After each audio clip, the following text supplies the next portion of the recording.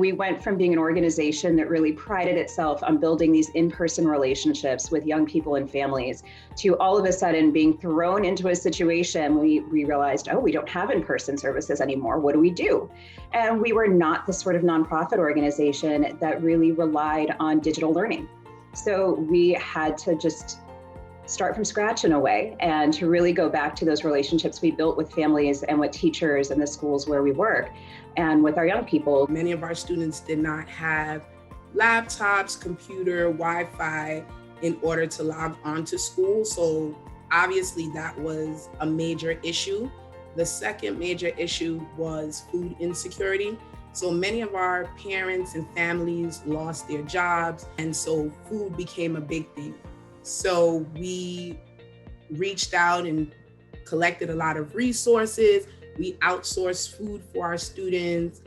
Even myself, I went out and personally purchased food for families, had them be delivered, whether it be by myself or through Uber, or some of our other vendors also kicked in. But those were definitely some of the major challenges, was food insecurity and the digital divide. We made a very conscious effort to build community because of the remote nature of the situation.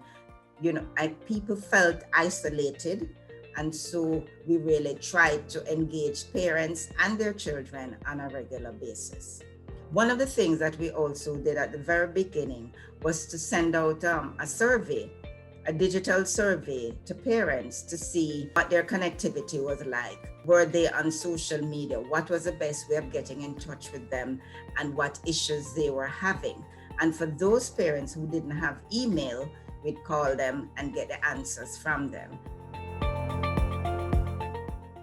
I would say that we have kept them engaged by just really asking them what do they need from us. So we have started so many different social, emotional groups, as well as just fun groups. So we have downloaded things like House Party and played games with students. We have done movie days. We have done book clubs with our students. So we are just open and have been trying to just meet our young people where they are and definitely keep them engaged, because what we did notice is that the students who are attending groups, the students who are coming to our town halls, the students who are participating are the students who are really excelling during these virtual times. Many of our students' families lost their jobs, were out of work, and some of our interns actually were the breadwinners during this period. So the internship was very crucial and helping them to navigate the internship because they also were used to being in person. We sent packages, via snail mail to students. There were books, there were games, there were puzzles, there were fun things to do, books to read. We had a virtual newsletter that came out every week. So for those parents who were connected, there were different tips and lessons that they could do with their children and that the children could do independently.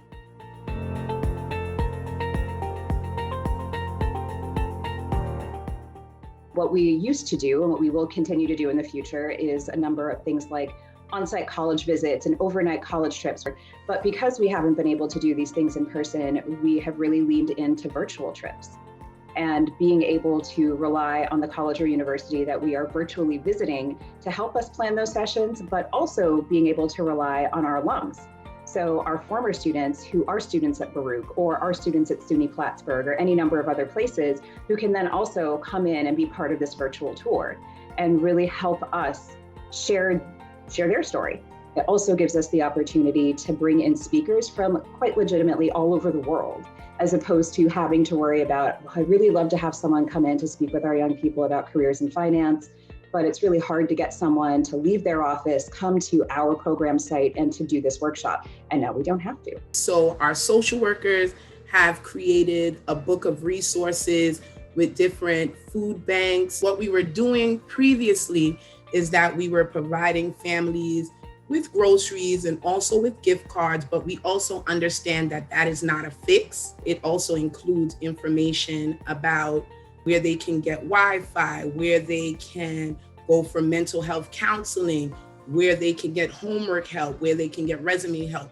So it is embodying the entire student, and it helps us to think about what our students have gone through and how do we bridge that gap. We also found that we're a very important interface between parents and the school. So parents didn't know a lot of what the important things that they should have known, but we as an after school program were able to be that intermediary to say to the school leadership, such and such a parent is having a problem.